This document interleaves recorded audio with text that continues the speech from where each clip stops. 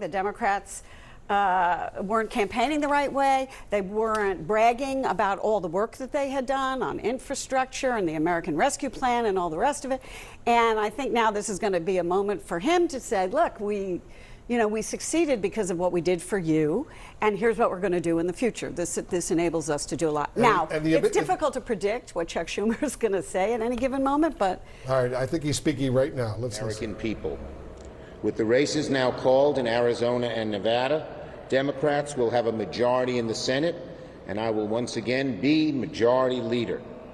This election is a victory and a vindication for Democrats, our agenda, and for America and for the American people. There are three things that help the Senate secure the majority. One, our terrific candidates. Two, our agenda and our accomplishments. And three, the American people rejected the anti-democratic, extremist MAGA Republicans. Let me talk about each quickly. Our candidates, Catherine Cortez Masto, Mark Kelly, Maggie Hassan, and John Fetterman and Raphael Warnock are just fine human beings who really care about people, who have the understanding of how to get things done, and those who have been in the Senate have already accomplished great things. They believe in our democracy and public service, and they're going to get a lot done for their states in the next 6 years. Contrast our candidates with some of the people they ran against. Our strong candidates beat some very flawed challengers who had no faith in democracy, no fidelity to truth or honor. And even when the polls looked bleak, our candidates never gave up and never lost faith. As the MAGA Republicans stoked fear and division, Democrats were talking about how we delivered on issues that mattered to people. I think one thing the pundits and prognosticators missed was that in all the incendiary ads that blanketed the airwaves for weeks, people knew that Democrats were getting things done for them. So that's the second reason we won. Our accomplishments and achievements. The American people believed in what we got done, and it stood in contrast to the other party. So many of the things we did, getting the cost of prescription drugs lower, taking on the big oil companies and getting home heating prices lower, taking on the NRA and doing something rational about guns, helping our veterans who were exposed to the burn pits, and getting the CHIPS Act done, which is going to bring thousands and thousands of jobs to America and stop China from dominating that industry. So we got a whole lot of things done. We took on the special interests, and we delivered for the American people, and they knew it. And finally, the third reason, and one other thing we did, which I cannot forget, we staunchly defended a woman's right to choose. Because the American people turned out to elect Democrats in the Senate, there's now a firewall against the nationwide abortion ban threat that so many Republicans have talked about. So we got a lot done, and we'll do a lot more for the American people. But finally, and maybe most important of all, the American people rejected, soundly rejected, the anti-democratic, authoritarian, nasty, and divisive direction the MAGA Republicans wanted to take our country in. From the days of the big lie, which was pushed by so many, to the threats of violence and even violence itself against poll workers, election officials, and electoral processes, and of course the violence on January 6th. All of that bothered the American people. And another thing that bothered them just as much. Too many of the Republican leaders went along with that, didn't rebut that violence, and some of them even aided and abetted the words of negativity and other things. And when I talk about violence, I mean violent language, I mean violence against other people. Where was the condemnation from the Republican leaders so often missing from so many of them? That bothered the American people. So the American people are not happy with Republican leaders who condoned and even supported this nasty, poisonous rhetoric. And I'm making a plea to my Republican colleagues. We can disagree on so many issues. That's fair. But let's not have this kind of divisive negativity. Let's not have the condonation of viciousness and even violence against poll workers, against so many others. Let us try to come together. Finally, some thank yous. Thank you to our senators who ran a great campaign, and a welcome to Peter Welch and John Fetterman, who will be our new senators. I'm confident in Georgia that Reverend Warnock will be reelected and back in the Senate. He's done so many good things already. I want to particularly thank Gary Peters, the chair of our Democratic Senate Campaign Committee, and Christy Roberts and all the great staff of the DSCC. Without this, it wouldn't have happened. And finally, my friend Harry Reid. He may be gone, but he's still with us. His legacy in Nevada continues to shine bright as the lights on the Vegas Strip.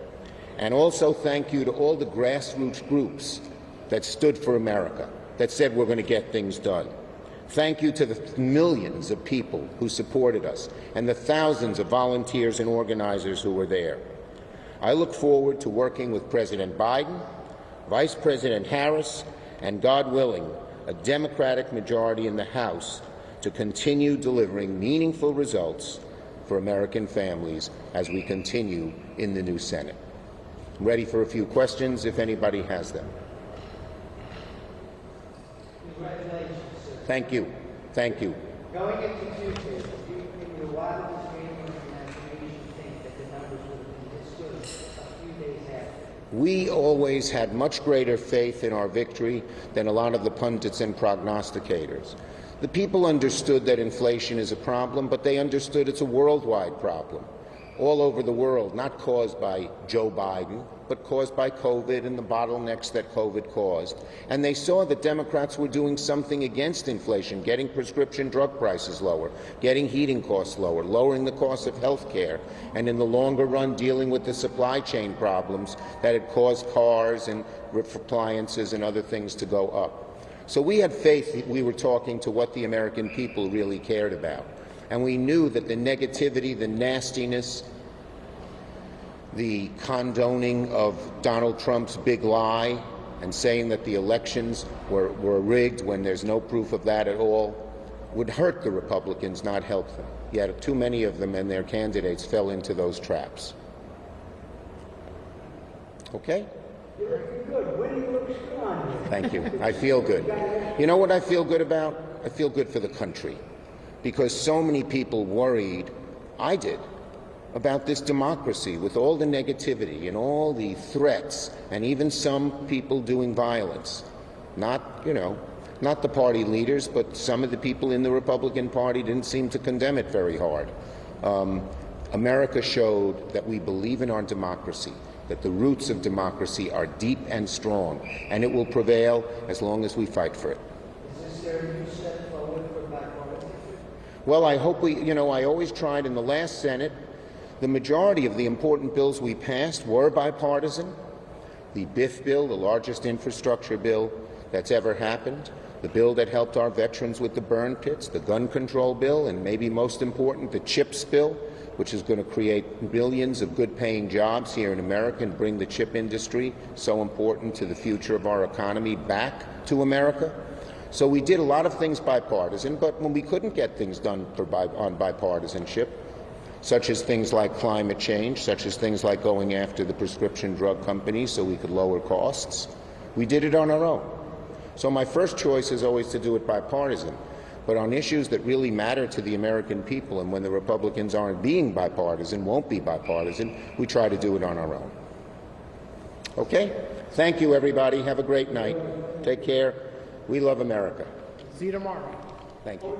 Clearly a very, very happy Chuck Schumer, the majority leader in the United States Senate. Presumably he will remain as the majority leader in the United States Senate as a result of the Democrats' huge win today. CNN has projected the Democrats will maintain their majority in the United States Senate after Democratic Senator Catherine Cortez Masto defeated Adam Laxalt in Nevada tonight. A huge, huge win for the Democrats. Gloria, Schumer basically citing these three reasons why the Democrats won: strong candidates, very strong agenda, and a lot of accomplishments, he said. And they had the opponents, he said, described them as MAGA Republicans and extremists. That's why the Democrats, he says, won. Well, I think he kind of summed it up in a way. He also, talked about democracy, and he didn't say thanks to Joe Biden and your great popularity for getting us through this, but, I think he makes very valid points. One thing I want to point out is that Chuck Schumer is not going to be challenged as leader. And before the election, the head of the Republican campaign committee for the Senate, Rick Scott of Florida, was thinking of challenging Mitch McConnell as leader, and somehow that has vaporized because, of course, he was not as successful as he thought he was going to be. And lots of folks are saying, well, he's the one who let Donald Trump pick the candidates instead of letting Mitch McConnell really get more involved with it. And so I think there isn't going to be a leadership fight with McConnell, but that's because they weren't victorious. It's a huge embarrassment for the Republicans right now. Oh, it is right now. And so as we see Chuck Schumer right now on television, and he has a sigh of relief right now. I mean, that really is what it's, a sigh of relief that